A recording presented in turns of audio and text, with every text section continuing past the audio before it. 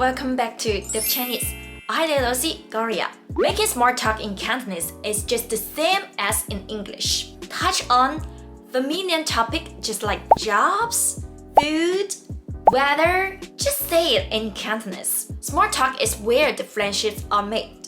If you know how to make small talk in Cantonese, you can make more Cantonese friends. Number 1, food.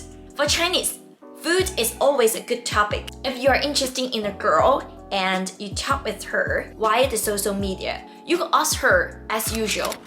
食咗飯未啊？食咗飯未啊？ Have you eaten? 食咗啦。食咗啦。Have eaten. 仲未食啊？仲未食啊？ Not yet. If she replies she did, don't end the conversation quickly. Ask her, 今晚煮咗咩食啊？今晚煮咗咩食啊？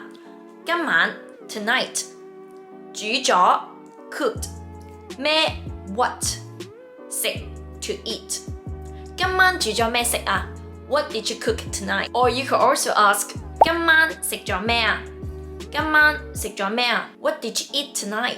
Maybe she likes spicy food. Then ask her 你鍾唔鍾意食泰國菜啊你鍾唔鍾意食泰國菜啊你 you 鍾唔鍾意 like 食 eat 泰國菜泰food 你鍾唔鍾意食泰國菜啊 Do you like Thai food?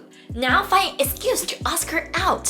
你有冇試過公司樓下新開嘅嗰間餐廳啊你有冇試過公司樓下新開嘅嗰間餐廳啊你 you 有冇 have or haven't 試過 tried 公司 the company 樓下 downstairs 新開嗰間餐廳 the new restaurant 你有冇試過公司樓下新開嘅嗰間餐廳啊 Have you tried the new restaurant at downstairs of the company?